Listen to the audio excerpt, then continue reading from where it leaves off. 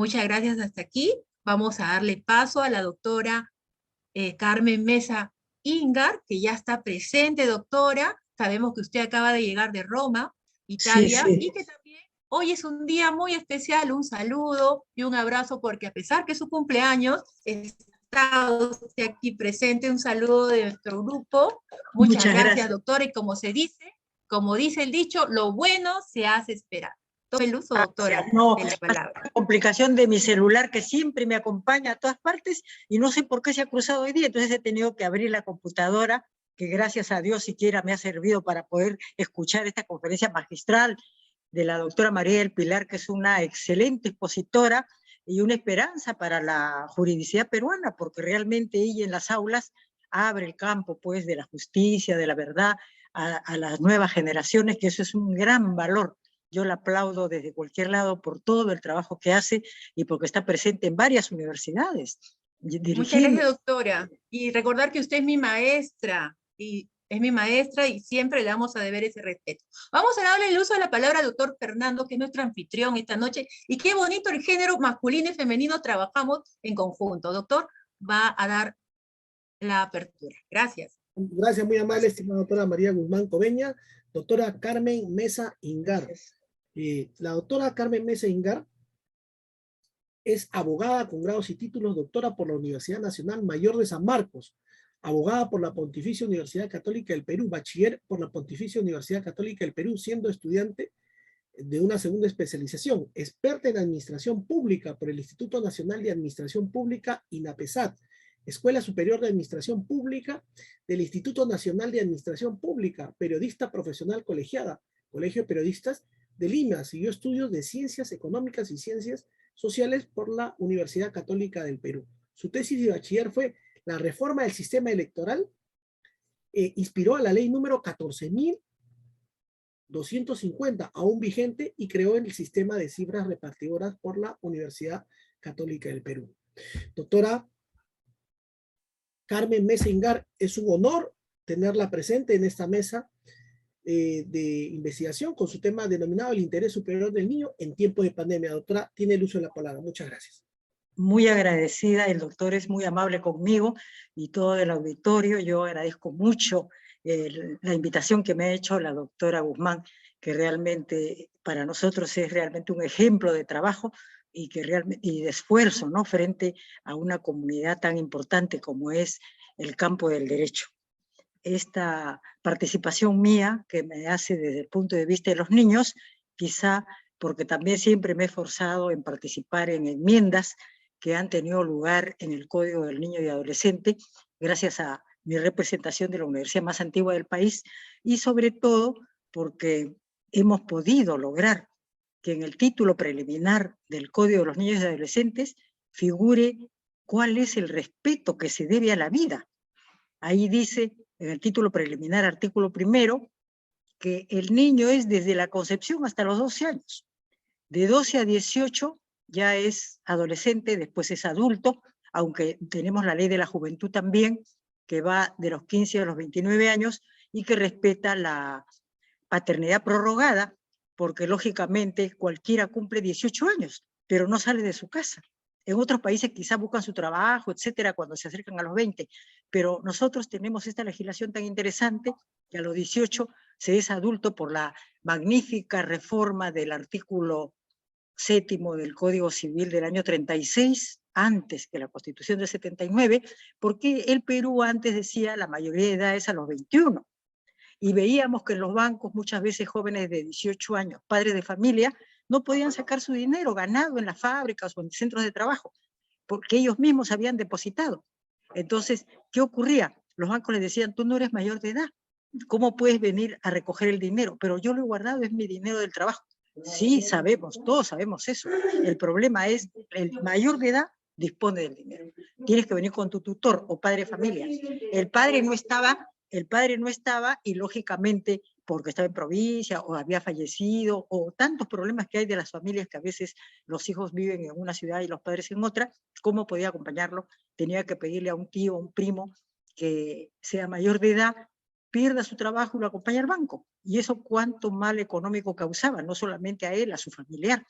Entonces, lógicamente, observando estas situaciones propusimos y desde la juventud hemos tenido esa oportunidad de poder influir en la modificación de las leyes, gracias a Dios. Pero fue esa enmienda la que permitió que ya en la Constitución, en la Constituyente del 79, ni se discutiera, porque ya todos teníamos la mayoría de edad por la enmienda del Código Civil. Y lógicamente nosotros pensamos que los distintos códigos, tanto el civil como el referido a niños y adolescentes, se refieren pues a la familia, que es donde crece el niño, el joven. Si no hay una familia fuerte, sólida, es difícil que salgan buenos ciudadanos, porque los niños, los jóvenes son formados por el padre y por la madre.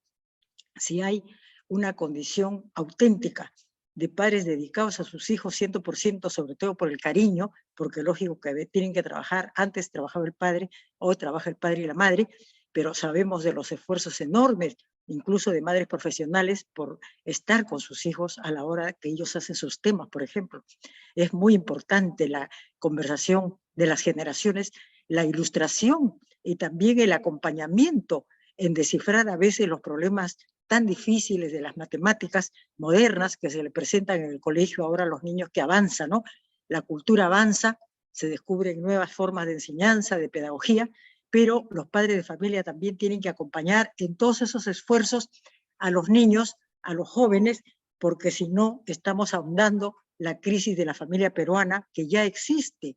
Lamentablemente, como ha explicado muy bien la doctora Guzmán, hay crisis no solamente por la voluntad de las partes, a veces porque la misma sociedad invade espacios que no debe.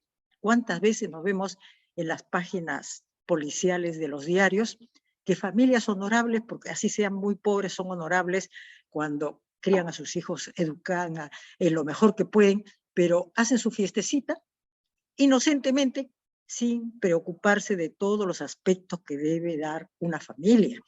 Y creen que con la alegría que tienen, todos llegan a su casa, pero resultan que algún perverso ha entrado allí y ha ocasionado males quizá en la familia y lo peor, a los niños, ¿no?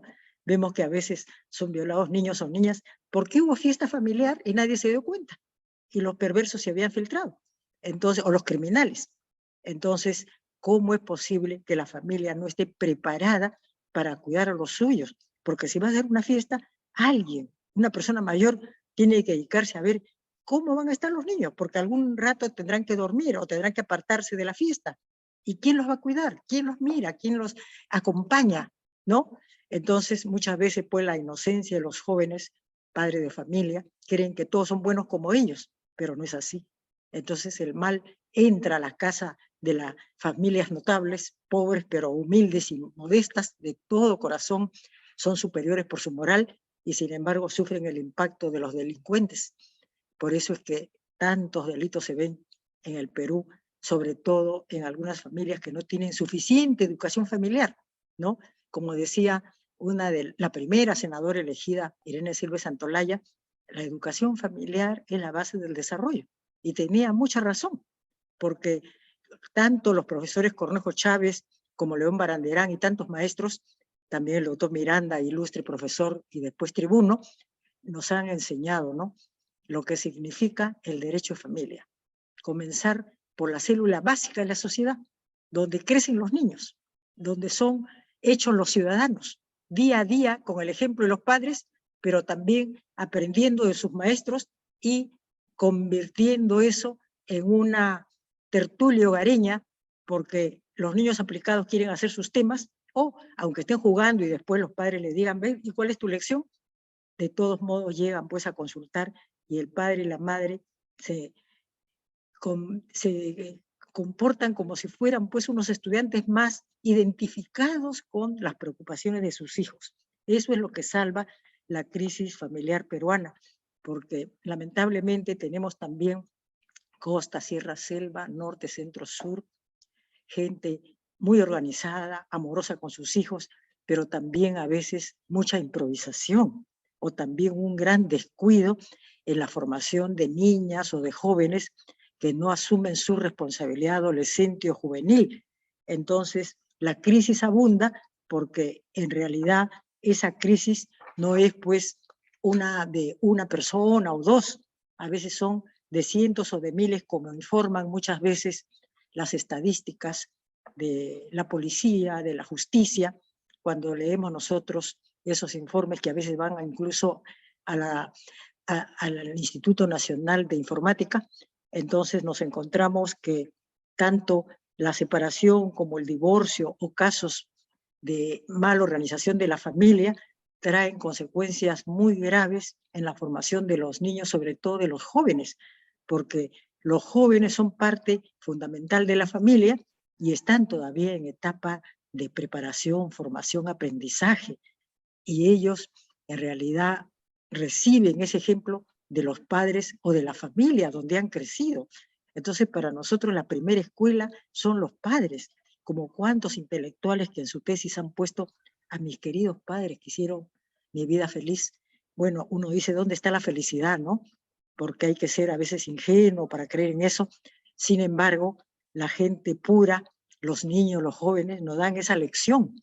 Y cuando corregimos esas tesis con gran alegría, felicitamos a esos muchachos, jóvenes, niñas, que se desarrollan agradeciendo a sus padres, primeros maestros de su vida, porque les han enseñado a leer antes de ir al colegio o porque los han acompañado en las lecciones más difíciles que tenían de matemáticas, de cualquier curso.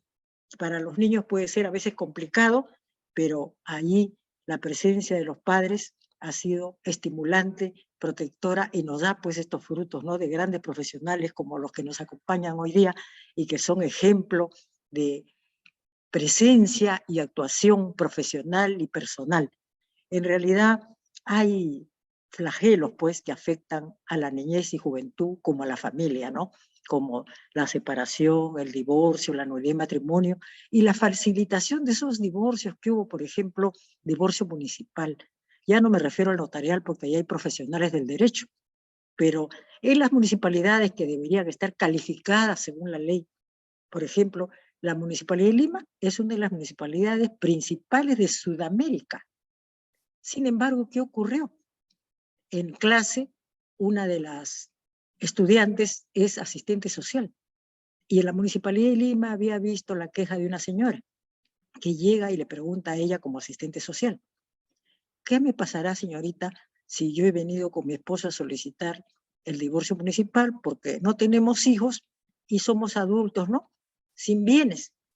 Pero mi esposo me ha dicho que cuando ya salga la sentencia no me va a dar los alimentos.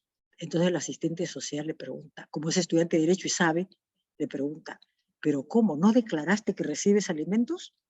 No, me dijeron tienen bienes, yo pensé que si tenía un carro, una casa, y dije, no, no tenemos bienes comunes. Declaré, ¿no? Así dijo la señora, y lógicamente su esposo igualmente habría declarado. Erróneamente, ¿no? Porque el esposo le da pensión, ya una pensión judicial. Entonces, ella iba a perder esa situación seguramente.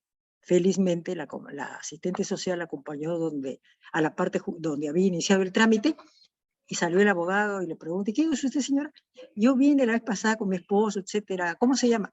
Y sacan el documento y en el documento se ve, pues, que realmente ellos no habían declarado sino no tener bienes. Y le dice, pero la señora tiene pensión del esposo. Ah, no, pues hay un compromiso. Entonces el abogado se vio obligado a romper el documento inicial de ese trámite.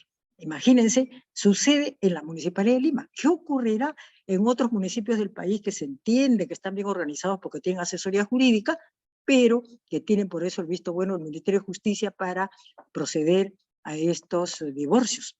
Y sin embargo, no se está cumpliendo con lo que pensaron los autores de esa ley. Imagínense, así sucede con muchas leyes. Tenemos hermosos escritos, pero a veces los resultados no son favorables al fortalecimiento de la institución familiar, que sería pues el punto más grande para dar lugar a que la infancia y juventud crezca con gran tranquilidad, ¿no? O desarrolle por lo menos con las condiciones de vida que se espera cada día más en una sociedad que aspira a tanto desarrollo, ciencia, tecnología, pero que a veces se hace difícil cuando la legislación del derecho de familia a veces no ayuda Por ejemplo, nuestro Código del Niño y Adolescente también tiene dificultades, porque permite que muchas veces los pobres muchachos que son traviesos o con una pelota rompen un vidrio, etcétera, puedan ser llamados por el juez, lógicamente, pero a veces no han tomado parte en los hechos y son llamados y a veces los tienen en la comisaría a largas horas o van pues contra su identidad y sobre todo idoneidad moral al tratarlos como si hubieran sido causantes de estos perjuicios. Finalmente se descubre la verdad y simplemente le dicen que vayan a su casa, pero no hay ninguna responsabilidad del juez, ni tampoco de las personas que han intervenido en llevar a un niño a una situación difícil, apartándolo de su familia, a veces varios días. Entonces, decimos, ¿cómo es posible que se permita una situación similar en un país moderno, que se cree avanzado, desarrollado, que tiene tantos códigos y tantas leyes numeradas desde 1904, pero tenemos antiquísimas leyes que todavía tienen vigor sin número, dadas en la época de Castilla o después, claro, en el siglo XIX. Entonces, para nosotros es importante, pues, revisar la legislación, tener a un vademecum, diríamos, de lo que significa avances y retrocesos, porque la verdad es que hemos avanzado cuando ha habido enmiendas y nueva legislación, sobre todo a través de la Convención para eliminar todas las ofensas a las mujeres, ¿no? A través de distintas convenciones, no solamente de las Naciones Unidas, de la Organización de Estados Americanos. En Belén do Pará hubo la Convención contra la Violencia. Entonces, esta gran convención nos ha obligado a dar una ley en el año 2014 para evitar todas las violencias en el hogar, incluso para que ya no se maltrate a los niños. Ahí está bien clara la atingencia y la redacción, ¿no? Pero el asunto es distribuir el texto, hacer quizá cartillas, distribuirlas no solo en los colegios, en centros juveniles y capacitar también a los futuros contrayentes a través de los municipios y también de las parroquias, porque tanto los que van al matrimonio civil o religioso tienen la buena voluntad de contraer matrimonio, pero primero deben capacitarse, saber la responsabilidad que asumen frente al país, frente a su familia, frente a sus hijos, que son un tesoro y que muchas veces los reciben, claro, con mucha alegría, quizás en fiesta, pero no se dan cuenta de la gran responsabilidad que tienen y a veces anteponen los intereses de los adultos frente a los intereses de los niños. Lo que debe ser pospuesto para un padre, para una madre, primero debe ser el derecho de su hijo, de su hija. Sobre todo, ahora último que hemos tenido la semana anterior, este escándalo en los Estados Unidos sobre una resolución del Tribunal Supremo acerca del aborto, es bien importante reconocer que el Perú siempre ha defendido la vida. Desde el artículo 1 del Código de 1852, ¿qué decía? El concebido es el peruano que va a nacer. Imagínense, como diciendo, ese niño, ese que va a nacer, es el próximo peruano. Y por lo tanto todos debemos recibirlo, no solamente el padre y la madre, la sociedad entera debía festejar ese nacimiento porque es un peruano por nacer y cuando nace ya nació ese peruano. ¿No es cierto? Ese peruano, esa peruana. Valioso para la patria. Entonces, ese sentido de los legisladores romanistas que había en el siglo XIX, seguidores de Gallo, de Ulpiano, grandes maestros del derecho, aunque claro, el derecho nació con el sánscrito, ¿no? Y después el derecho romano lo desarrolló. Pero de todos modos, nosotros tenemos que aprender de estos maestros y de nuestros códigos civil y del niño y adolescente y de menores que hemos tenido, que todos han defendido la vida. Pero ¿qué ha ocurrido en el Perú? Que tenemos una legislación de salud. Y en la legislación de salud, artículo 7, se refiere a que también los padres que quisieran tener hijos por la vía subrogada puedan hacerlo con la condición que sean casados y que los dos estén de acuerdo. Y precisamente un alumno del posgrado de San Marcos, señor Tábara, ha presentado un trabajo sobre este tema, porque ha visto una casuística judicial en la cual se han divorciado los señores que han conservado los embriones. O sea, tienen los embriones bioconservados y cualquiera de ellos podría pedirlo, claro, siempre que estén de acuerdo, dice la ley. Pero inteligentemente él piensa, como la señora y el señor se han divorciado y la señora quiere ser madre, y pide, ¿no? Y claro, la justicia todavía está viendo si le da o no el derecho.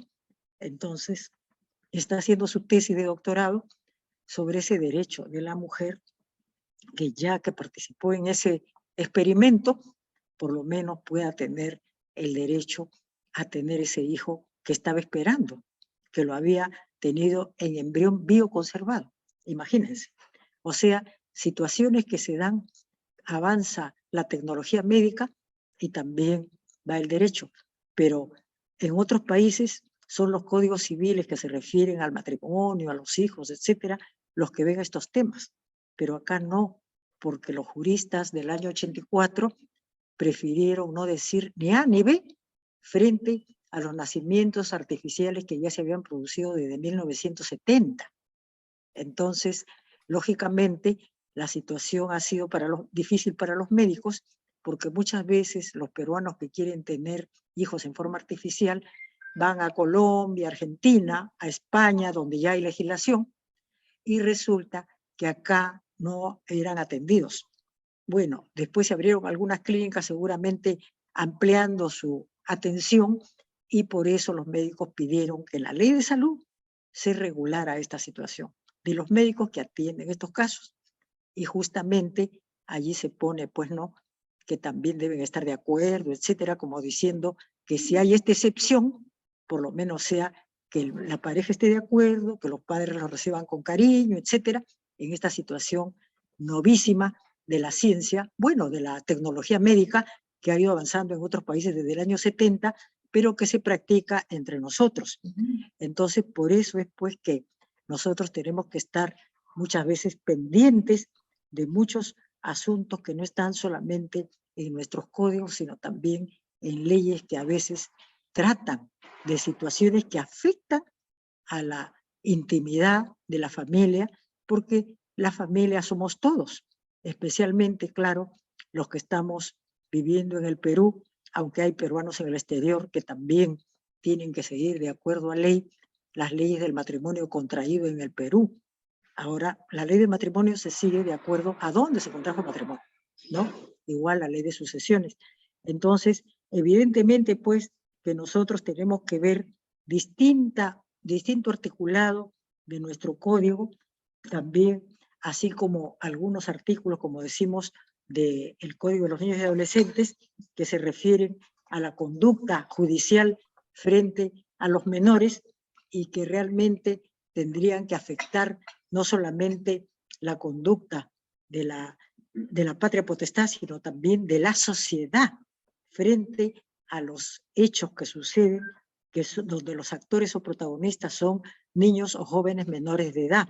Claro, hablando de la juventud, nosotros sabemos que la juventud, de acuerdo a ley, es de 15 a 29 años y están en realidad aceptando la prórroga de la patria potestad para que se siga recibiendo alimentos, que quiere decir el sustento y sobre todo la educación cuando siguen estudios superiores. Pero también tendríamos que ver nosotros que estas leyes se refieren a la situación física, pero también debía ser la parte moral y la parte social, ¿no?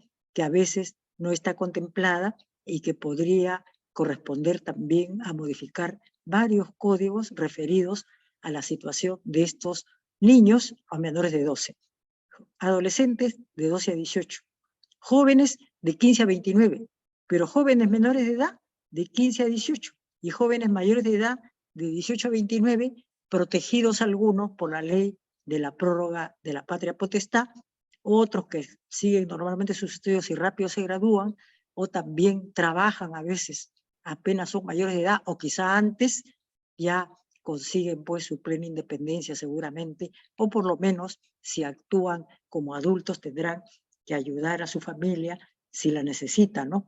Porque no todas las familias tienen pues una base económica amplia y entonces tenemos que tratar de ver que la violencia familiar no solamente se da a veces en lo físico, sino también en lo psicológico, y a veces afectando los principios de igualdad de trato a las personas. Eso también es violencia, ¿no? En otros sitios a veces consideran violencia elevar la voz, indebidamente, claro, pero nosotros tenemos que pensar en los principios y, por ejemplo, el respeto a la igualdad de trato a las personas es algo básico que debe estar contemplado en la educación desde el ABC, desde transición, de kindergarten, para que todos los niños sepan que todos somos iguales, seres superiores, con alma, espíritu, inteligencia, ¿no? Somos seres que hablamos y, lógicamente, respetar también el ecosistema, porque en otros países como Ecuador y Bolivia, las constituciones tienen protección a la vida no solo humana, sino a la vida de la fauna y de la flora. Es decir, protegen el ecosistema. Como son constituciones modernas, en realidad, qué importante que hayan tomado estos sistemas y nos den este ejemplo tan básico para todo nuestro continente. Pero nosotros, claro, tenemos que pensar en que teníamos pues un código en realidad del ambiente que defendía todo eso en el primer semestre del año 90. Pero ¿qué ocurrió en el segundo semestre del año 90? Se modificaron los principales artículos que prohibían, sobre todo a las industrias extractivas y a una serie de inversionistas, afectar el ecosistema. Y lógicamente sucedió después lo de Pacaya San María, en realidad una serie de atentados contra lugares tan preciosos de nuestra región selvática o de la sierra, y que realmente no se protegieron, ni siquiera en ese momento se cumplió con lo dispuesto por la OIT, Convención 169, que obliga al Estado a consultar a los habitantes de las zonas que son afectadas por actividades extractivas o de peligro, ¿no?, para su vida comunitaria, como por ejemplo la contaminación de los ríos, etc. Entonces, todo eso también afecta a la niñez y juventud. Imagínense, a dejar sin agua a una población que tiene niños, jóvenes, mayores, porque los mayores de repente toman Coca-Cola, cualquier otro elemento, y pueden pasar hasta que restablezcan el agua. Pero los niños, agua, leche, a veces tienen leche en polvo, ¿y cómo toman esa leche si no hay agua? Ni un vasito de agua. ¿Cómo? Entonces es difícil, ¿no? Para los niños, los más afectados de la sociedad en cualquier conflicto, en cualquier situación, sobre todo de esta naturaleza. Por eso que siempre tenemos que pensar no solamente en la naturaleza, esencia de nuestras leyes fundamentales, como son la del Código Civil, el Código de los Niños y Adolescentes, los demás códigos complementarios, la Constitución, madre, ¿no?, de las leyes, base, principista sobre todo. Sin embargo, tenemos que ver también situaciones de la vida diaria y estos tratados internacionales que favorecen la situación de los niños y de los jóvenes. Es muy interesante ver convenciones que protegen, por ejemplo, los derechos de la mujer contra cualquier hecho de discriminación. Sin embargo, la Convención del año 1976 de la ONU, ahí dice, artículo 16, inciso F, si hubiere un conflicto entre los derechos de la madre y los hijos, claro, se entiende niños, se prefiere el derecho de los hijos, porque casi siempre los conflictos madre-hijo son cuando son menores de edad, ¿no? Y podría ser pues que si la madre quiere trabajar dejando a un niñito recién nacido, cosas así. Ejemplos, ¿no?, que pueden ser muy variados, pero imagínense, Convención Internacional que defiende todos los derechos de la mujer, pone, si hubiere conflicto entre el derecho de la madre y el hijo o los hijos, se prefiere el de los hijos. En primer lugar, porque los niños pueden ser hombre o mujer, niño es niño. Y por eso tiene derecho de privilegio en todas partes. Y así debe reconocerse. Para nosotros, en realidad, es bien importante, por eso, no solamente nuestra Constitución, las leyes en realidad contenidas en los códigos, y también los convenios internacionales que nos ilustran sobre tantas situaciones que se producen en los 5 continentes, y muchas veces son repetidas entre nosotros, y a veces en silencio, porque la prensa no llega siempre a las últimas agrupaciones que a veces no tienen ni siquiera el servicio de RENIEC. Y los mismos señores predecesores de la doctora jefe RENIEC han dicho, el presupuesto que se le da no alcanza para que RENIEC tenga los servicios a lo ancho y largo del territorio. Es decir, por ejemplo, en todas las comunidades nativas, en las principales, claro, hay, que son distritos, ¿no? Pero cuando se trata de comunidades alejadas, de Iquitos, de Maynas, hay que visitar esos lugares y ver realmente si tienen DNI, si conocen qué significa nombre, porque están a veces todavía con el derecho consuetudinario y muchas veces pues ni siquiera respetan el matrimonio, no los han educado. Tampoco hay colegios. A veces hay padres de familia un poco despiertos que llevan a sus hijos, aunque sea al pueblo vecino, para que vayan al colegio, pero otros no. Entonces hay todavía aislamiento y lamentablemente el servicio público no llega hasta ahora.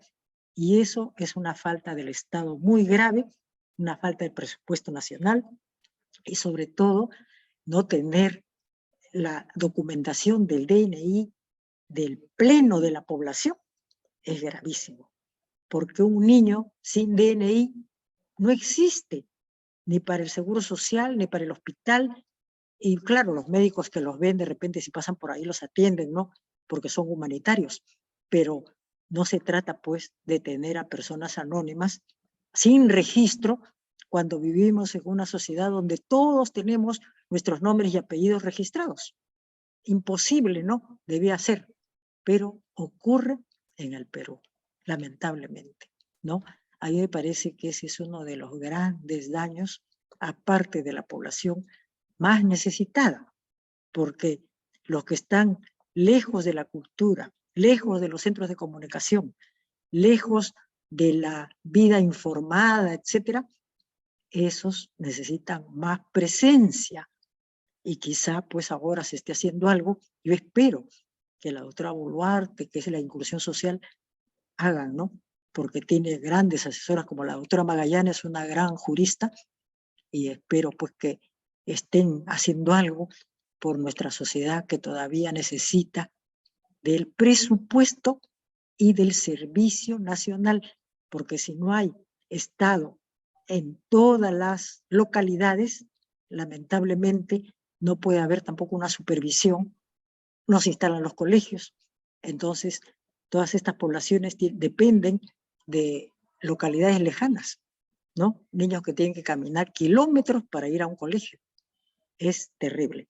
Claro, y no me extiendo en ese sentido, porque ya todos conocemos lo que ocurrió en la pandemia, que muchas veces, como había que estar dentro de la casa, muchos niños que no tenían ni siquiera acceso a Internet no podían estar comunicados con la escuela. Y al estancarse, para un niño es muy difícil quedar sin un aprendizaje, un repaso, un continuar estudiando. Es bien difícil, porque no todos los padres tienen la habilidad de decirle, vamos a leer, a ver este libro, ya que no has leído nada, vamos a leer siquiera el ABC, pero hay padres que no, pues no se preocupan de esa situación, o ellos mismos no saben leer. Entonces, ¿cómo les vamos a exigir o pedir que hagan lo que no saben, o no tienen idea de cómo son los colegios, ¿no? Entonces, evidentemente, se continúa pues la diferencia, ¿no? Que va contra la esencia de la igualdad, porque cuando se dice que todos somos iguales, es porque todos tenemos derecho a recibir los servicios del Estado, en primer lugar la educación, también en primer lugar el registro del nombre, ¿no? Para garantizar, yo soy fulano de tal, hijo de fulano de tal, de fulana de tal, etcétera, ¿no? Pero lamentablemente nosotros a veces ignoramos eso o no nos damos cuenta o no nos paramos o detenemos en ver la situación de parte de nuestra población y sobre todo de los niños que están naciendo allí entre familias analfabetas y a veces sin oportunidad de ir a los colegios. Entonces es bien difícil poder decir que haya un cumplimiento cabal de lo que dice la Constitución y las leyes cuando la situación de hecho sucede y lamentablemente no hay cómo resolverla rápidamente, salvo que sea pues una planificación y un estudio con los antropólogos, los etnólogos y la gente universitaria que ha ido a visitar estos lugares y conoce en cuántos lugares todavía no está RENIEC o hay gente pues que vive como si estuviéramos hace 4000 años atrasados, ¿no? Porque el registro existe desde la época romana y también en el Concilio de Trento se dieron las partidas de bautizo, de matrimonio, de defunción, para perfeccionar los censos, y todos ahí podían calificar quiénes eran casados y ya no se podían casar de nuevo, etcétera. Porque los peruanos, por ejemplo, párrocos, preguntaban a España por barco, que iban todos los días, salían los barcos con oro, llevaban también la correspondencia, y preguntaban a las parroquias nativas de los que vivían acá y querían contraer matrimonio, para saber si eran solteros o viudos para poder casarse. Entonces, son garantías que son consecuencia del Concilio de Trento, y por eso también al lado de nuestros códigos tenemos 2 códigos canónicos, uno de 1917 y otro modificado y actualizado de 1983, que nos sirven para ver cuáles son las fuentes del derecho universal y defender así el matrimonio y sobre todo a los niños productos de esta vida que puede ser unión de hecho, pero que en realidad es bendecida porque realmente los padres quieren siempre a sus hijos y hay que defender los derechos de todas las familias. No sé si he querido apretar un poquito las distintas situaciones que se pueden presentar, pero yo puedo dar por escrito quizá algunos ejemplos para que la doctora los pueda distribuir.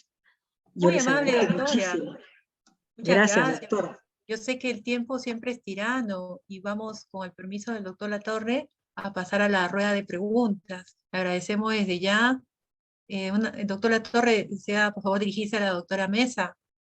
Sí, estimada doctora Guzmán Comellano, agradecerle, doctora Carmen Mesa Ingar, por su magnífica disertación. Su exposición ha sido magnífica, recibida por todos nuestros estudiantes de la Universidad César Vallejo de la Escuela Profesional de Derecho. Doctora María Guzmán Comeña, puede iniciar las preguntas a la doctora. Gracias, Muchas gracias, gracias, doctora. doctor. Y desde ya, esta casa de estudios es suya, doctora, para cuando Muchas todo lo que gracias, usted doctora. necesite. Muy Muchas gracias. agradecida. La Nos felicito por este trabajo pregunta, tan espléndido. muchas gracias. Es un trabajo en equipo, doctora, de esta Y casa de así de estudios, en magnífico. busca de la acreditación, que estamos nuevamente este año ratificándonos. Dice la señorita, Palacios M nos dice, doctora, si bien es cierto que en el Perú se protege la vida como un derecho fundamental, también hay casos excepcionales como el caso de Ana Estrada, que es víctima de violencia, ¿no? Que inaplica el delito del homicidio piadoso. Mi pregunta es si puede dicha extensión aplicarse al Perú para regular el embarazo subrogado, principalmente en casos de violación sexual. Ana Estrada. Es el caso de, usted recordará, doctora, del aborto, ¿no? Este caso que no pudo realizarse el aborto. Y también tenemos otro caso de eutanasia también. A ellos se dirige la pregunta. Claro, sobre eutanasia es el de Ana Estrada, ¿no? Ana Estrada, Porque sí. yo recuerdo que ella pide siempre que le permitan morir, porque sufre mucho. Pero yo pienso que habrá algún calmante para que le calme los dolores, porque podría haber el milagro de que sane, porque ha habido casos, ¿no? En varios países del exterior ha habido gente que ha sufrido mucho, pero les han dado calmantes, en fin, y finalmente a los 20, 22 años han puesto su vida completamente magnífica a disposición de todos y han agradecido la paciencia que han tenido con ellos, su familia sobre todo, y los médicos, para poder vivir. Y ahora son magníficos ciudadanos útiles, ejemplares pues en sus comunidades. Para nosotros es una gran alegría. Claro, no siempre sucederá eso, pero yo pienso que la señorita Estrada, que se le ve tan fuerte, que de repente pueda hacerse el milagro de que mejore, ¿no? Yo al menos, como soy católica, rezo siempre por ella, porque pienso que de repente mi oración puede amainar en algo su dolor, pero quisiera que mejore, porque puede ocurrir también un milagro, porque estamos en la tierra de los santos. Acá está Santa Rosa de Lima, Martín de Porres. No sé, habría que tener una fe muy grande y pedirle a ella que también la acompañen rezando pues los amigos o los familiares para que no esté sola. Entonces, al estar acompañada, ya uno se olvida de los dolores, ¿no? Puede suceder. Espero Claro que que así sí, sea. doctora. Ese es mi deseo. La fe mueve montañas, como dice el dicho. La segunda parte de esa pregunta es, mi pregunta es si puede dicha extensión aplicarse en el Perú para regular el embarazo subrogado, principalmente en el caso de violación sexual. Bueno, el embarazo subrogado está dándose en el Perú a través de la Ley de Salud, artículo 7. Allí dice que si los que son esposos casados y tienen, o sea, un matrimonio, puede solicitar al médico diciendo que los dos están de acuerdo en conservar los embriones que ellos produzcan y se les extrae a los dos los embriones porque de repente tienen alguna dificultad, ¿no? Hasta que puedan mejorar de salud o de repente alguna dificultad económica, no se explica bien eso, pero que voluntariamente y ellos siendo casados puedan ser padres del futuro niño. Pero últimamente ha ocurrido en la justicia que se ha presentado una señora que está divorciada y ella quiere ser madre porque tienen los embriones bioconservados. Entonces, el tesista estaba defendiendo pues que se acepte primero si el padre se pone de acuerdo con ella, pero no puede ser eso porque entonces sería respetar la ley nomás. La tesis sería cambiar la ley, ¿no? Entonces yo le dije, si defiendes los derechos de la mujer, en este caso como la señora ya había optado por tener el embrión y lógicamente quiere darle vida, sería pues darle gusto a la madre o que realmente ella pueda realizar su deseo de ser madre pese a que se ha divorciado, ¿no? Lo que sería justo porque siendo divorciada no creo que pueda ser tampoco una carga económica para el ex cónyuge, porque ya están divorciados, supongo yo. Pero claro, tendría que aclararse toda esa situación, ¿no? Pero el tesista tiene ese proyecto y ya lo está presentando en el doctorado de San Marcos. Perfecto, doctora. También hay una pregunta de uno de nuestros mejores alumnos, que ya pronto va a ser abogado, el señor Paolo Alexander Acuña Quiñones. Él le pregunta, ¿debería haber un control en el castigo y corrección de los padres sin limitar el control y protección de los padres hacia sus hijos?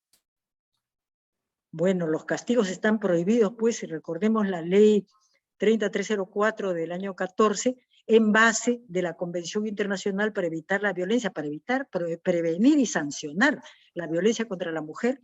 Eso inspiró, claro que eso se había dado ya en el año 96, pero ha inspirado recién que los legisladores de 2014 dieran esta ley contra la violencia de los niños. Y entonces, no solamente de los niños, sino en el hogar, ¿no? Y en general. Pero especialmente se prohibió el castigo a los niños, que no haya castigo físico, que las amonestaciones, las advertencias deben ser verbales y en todo caso explicar a los niños cuáles son los derechos y la forma de la conducta, pero no castigar físicamente porque eso trae reacciones muy negativas en la conducta de ellos mismos y rebeldías que a veces son muy difíciles de extirpar cuando crecen así atormentados con un dolor físico o con una tortura de tener miedo a los padres, no le pueden confiar cualquier pregunta o cualquier tema porque tienen miedo a que les peguen, ¿no? Entonces, Exacto. el castigo distancia al padre de los hijos y no puede ser, porque los padres tienen que ser como amigos de los hijos. Y si han hecho alguna falta que tienen que corregir, tienen que advertirles y decirles, mira, en la próxima puede ocurrirte algo grave a ti. Mejor tú enmienda tu conducta y sé buen muchacho, algo así, ¿no?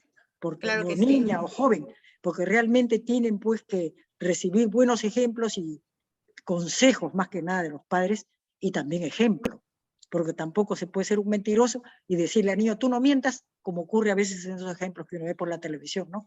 Que el papá hace lo que quiere mintiendo y el niñito, oye papá, pero tú me has dicho que yo no mienta.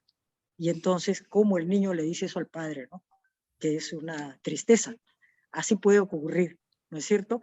No debe haber pues, falta de concordancia en la vida de los padres, que debe ser clara frente a los hijos y llena de amor, porque eso es lo principal. Una ponderación entre el deber y el derecho, ¿no? Claro. Doctora, Romy Gisela Segovia Quije nos pregunta, ¿qué opina sobre el proyecto de ley 1520 que se opone al aborto terapéutico que se dio a conocer el mes pasado? Muy sensible, porque nosotros desde el año 24, el Código Penal, que era el segundo ya del Perú, porque tenemos ahora el tercero, pero en el año 24 se aprobó el aborto terapéutico, porque muchas veces hay personas que están enfermas del riñón, por ejemplo, y si tienen un embarazo, puede hacer que se enfermen gravemente del riñón o no lleguen ya ni siquiera a dar a luz y puedan morir. Hay casos extremos, ¿no? Entonces, pese a eso, ha habido casos en los que las señoras han renunciado a ese derecho y ha salido felizmente la criatura y también ellas han continuado con su tratamiento, gracias a Dios. Pero a veces no es así. Entonces, por eso existe el aborto terapéutico, que se justifica porque si la ciencia dice que hay un peligro para la madre en continuar con ese embarazo que empuja, por ejemplo, alguno de los órganos en su vientre, es difícil pues que pueda desarrollar el niño. Entonces, salvo que ya tenga 6 meses y lo saquen, ¿no? Pero sería muy difícil también continuar su vida. Entonces, a mí me parece que sí es científico que se haya dado el aborto terapéutico y para nosotros, bueno, ya sería ir pues contra lo imposible, estar luchando contra algo que no es. Yo, me parece que hay gente o mentalidades ya muy conservadoras que hacen escándalo de cualquier cosa o que quieren figurar y por eso se creen autores de novedades que no son novedades, sino que son atrasos, ¿no? En lo que significa la vida real de la ciencia y de las personas. Claro que sí. Para terminar con una última pregunta que tiene mucha relación con lo que acaba de señalar, nos pregunta Darwin Evangelista Calderón, ¿cuál es su posición, su postura respecto a esos grupos que señalan con mis hijos no te metas, referente a los círculos escolares en donde los materiales están con contenidos LGTB? Bueno, en realidad es una falta de cultura, porque yo pienso que nosotros que somos rectos en el caso hipotético, que no estemos de acuerdo con LGTB, pero hay que admitir que existe. Entonces, yo diría, yo pienso que mi familia debe ser buena, etcétera, pero ¿cómo voy a negar que los niños de mi familia, sobrinos, todos los parientes, no sepan cuál es la realidad del país? Si en el país existe esto, en el mundo existe esto, así esté bien, esté mal, que la ética diga esto, etcétera, o aconseje, ¿no? Pero hay que respetar los derechos de todas las personas. Por algo dice la Constitución, todos somos iguales. Y si hay gente que piensa que tiene que ser de tal o cual conducta, o tiene esa conducta o esa situación, tenemos que admitirla. Es como estar discriminando racialmente, que está mal, pero peor es discriminar también por esas tendencias que son de la naturaleza y que a veces serán artificiales, pero puede ser que no sean artificiales. Pueden haber nacido así. Muchas veces en los periódicos hemos visto que han nacido niños con 2 sexos. Y en Cañete, por ejemplo, había salido en el Comercio, me parece, hace como 8 años, que en Cañete había nacido un niñito con 2 sexos. Y al médico se le ocurrió extirparle pues el órgano exterior que era el varoncito y dejarlo como niña, pero eso está mal. Primero ha debido observar científicamente a qué corresponde su naturaleza para hacerle ya la operación, ya observándolo 1 o 2 años, más o menos cómo tiene sus instintos, en fin, ¿no? O quizás hasta 4 años. Pero así optaron con una familia humilde y después no se dijo más en los diarios, pero yo me quedé sorprendida y me causó un gran impacto porque dije, ¿cómo es posible que se trate así a los que no tienen recursos? Porque Claro que en una sí. clínica no hubiera ocurrido eso, ¿no? Tenían que No. respetar de todos modos la situación y estudiarla, pues varios científicos para que den su Claro que opinión. sí. Claro que sí, porque parecerían experimentos humanos. Además, Claro, exacto. además existe una identidad que es la identidad Así es. cromosómica, que Sí, no se ha sí, podido sí. determinar con Exacto. análisis, Claro, porque en 24 horas no se hace eso, de ninguna por manera. supuesto. Sí, pues. Gracias, doctora Mesa. Acá va a cerrar.